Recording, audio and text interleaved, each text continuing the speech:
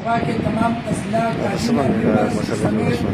وزیر اعلیٰ خیبر پختونخوا محترم جناب علی امین گنڈاپور صاحب کے حجرے میں موجود ہے۔ آج کے دن ہم نے ادھر جرگہ اناؤنس کیا تھا اور اس حوالے سے ہم نے باقاعدہ طور پر سی ایم سیکریٹ میں بھی 3-4 مرتبہ آفیشلی لیٹرز بما تمام کے تمام ڈاکومنٹس ہم نے جمع کیے تھے، اور ادھر بھی ہم نے اپنا موقف تحریری طور پہ جمع کیا تھا کہ جو ینگ ٹیچر ایسوسی ایشن کے مسائل ہیں تو ان کے حوالے سے آج کے دن ہم وزیر اعلیٰ ہاؤس آئیں گے اور ادھر جرگہ کریں گے۔ ہم نے یہ بات بھی کنوے کیا تھا کہ اگر سی ایم صاحب ہمیں پشاور سیکریٹ میں ہمارے وفد کو ٹائم دے تو ہم ادھر جرگے پہ نہیں آئیں گے اور مخصوص وفد وہاں کے سیکریٹ میں ملاقات کرے گا، لیکن وہاں پہ جب ہمیں ٹائم نہیں دیا گیا تو ینگ ٹیچر ایسوسی ایشن نے اپنے اعلان کردہ موقف کے مطابق ادھر سی ایم ہاؤس ہم آپ پہنچے ہیں۔ ہمارے 5 بنیادی مطالبات ہیں۔ پہلا مطالبہ یہ ہے کہ جو ینگ ٹیچر ریگولرائزیشن ایکٹ 2022 کے مطابق ریگولر کرائے گئے ہیں تو اس وقت حکومت کا موقف یہ تھا کہ ہمیں پینشن نہیں دیا جائے گا۔ اس کے خلاف ہم نے بنیگالہ میں دھرنا دیا اور اس موقع پر عمران خان صاحب نے علی امین گنڈاپور صاحب کو بنیگالہ بلایا اور 19 جولائی کی رات وہ وہاں پہ ہمارے ساتھ موجود رہے۔ اس کی موجودگی میں ہمارے تمام مذاکرات ہوئے اور پھر تمام کے تمام نوٹیفیکیشنز اسی وقت ہمیں دیے گئے کہ آپ لوگوں کا پینشن یہ موجود ہوگا اور آپ لوگوں کو پینشن دیا جائے گا۔ پھر اس کے بعد اسمبلی میں باقاعدہ طور پہ ان مذاکرات کو عملی جمع پہنانے کے لیے فخر جہان صاحب ہی کے تھرو حکومت ہی نے امینڈمنٹ اسمبلی میں پیش کیا کہ ان اساتذہ پر CP فنڈ لاگو نہیں ہوگا اور ان کا پینشن موجود ہوگا، اور بالاتفاق تمام اسمبلی ممبرز نے اس بل کو اپروو کیا، اس امینڈمنٹ کو اپروو کیا، اور اس کے نتیجے میں ہمارے ایکٹ سے CP فنڈ کو ختم کرایا گیا۔ جب اسمبلی قانون ساز ادارہ ہے اور وہ CP فنڈ کے اقدام کو ختم کراتے ہیں اور ہمیں پینشنیبل قرار دیا اسمبلی نے، تو پھر اسی ہی کے مطابق ہمارے ڈپارٹمنٹ نے جب ریگولرائزیشن آرڈر جاری کیے تو اس کے مطابق پیرا نمبر 2 میں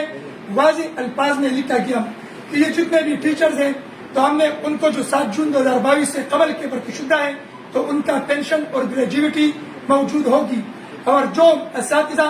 7 جون 2022 کے بعد بھرتی ہے تو وہ ریگولر ہو گئے لیکن ان کا پینشن کے بجائے CP فنڈ یعنی کنٹریبیوٹری پینشن سسٹم ہوگا۔ تو یہ تمام چیزیں کلیئر تھی، لیکن جب نگران حکومت آیا تو آپ لوگوں کو پتا ہوگا کہ وہی نگران حکومت بھی PTI کے منتخب حکومت کے خلاف تھی اور ان کے تمام فیصلوں کو کالعدم قرار دینے میں کوئی سستی اور رکاوٹ نہیں کر رہے تھے، اور صرف ان PTI کے حکومت کو بدنام کرنے کے لیے یہ تمام سازشیں کر رہے تھے۔ تو AG آفس نے خود ساختہ ایک سرکولر جاری کیا اکاؤنٹ آفیسز کو کہ ان اساتذہ کے پینشن کو ختم کرے اور ان پر CP فنڈ کو لاگو کرے۔ اس وقت ہم اس کے خلاف لگے رہے۔ ہمارے سیکرٹری ایجوکیشن صاحب نے 2 خطوط 2 لیٹرز سیکرٹری فائنانس کو بھیجے کہ ان اساتذہ کو ہم نے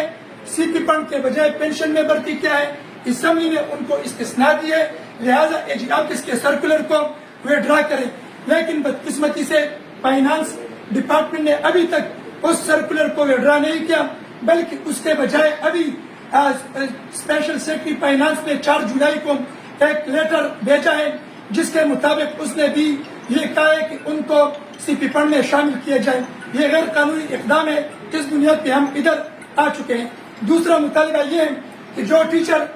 30 ستمبر 2022 کے بعد بھرتی ہو چکے ہیں ابھی تک ان کو ریگولر نہیں کیا گیا ہے تو ان تمام اساتذہ کو بھی بالفور ریگولر کیا جائے۔ تیسرا مطالبہ یہ ہے کہ ہم ایڈہاکزم مسترد کرتے ہیں، وہ نہیں مانتے۔ محکمہ تعلیم میں PhD سے لے کر SST تک تمام کی تمام بھرتیاں ریگولر بیس پہ ہونی چاہیے۔ چوتھا مطالبہ یہ ہے کہ جو CP فنڈ امپلائیز ہیں تو ان سے GP فنڈ RBDC اور بینالین فنڈ کی ریڈکشن غیر قانونی اقدامات ہیں، لہٰذا وہ نہ کیے جائیں۔ اور پانچواں مطالبہ یہ ہے کہ جو ملازمین پراپر چینل پر ایک ڈپارٹمنٹ سے دوسرے ڈپارٹمنٹ کو جاتے ہیں اور ان کا سروس 9 سال 6 ماہ سے کم ہو اور پہلے سے پینشنیبل ہو تو ان کے پینشن کو ختم کرنا اور ان کو CP فنڈ میں ڈالنا یہ غیر قانونی اقدام ہے۔ اس بنیاد پہ ہم ادھر آئے ہیں اپنے وزیر اعلیٰ صاحب کے ہاں کہ آپ ہمیں سنیں ہمیں موقع دے دیں. اور آپ کو تو تمام معاملات کا نکالا ہی سے پتہ ہے. آپ کی موجودگی میں تمام نوٹیفیکیشنز اور تمام معاہدے ہوئے ہیں. تو جب سب تمام چیزیں کلیئر ہیں اور موجودہ وقت میں یہ بیوروکریٹس فائنانس اور آپ کے منتخب حکومت کو بدنام کر رہی ہے اور اس کے بنیاد پہ وہ ہمارے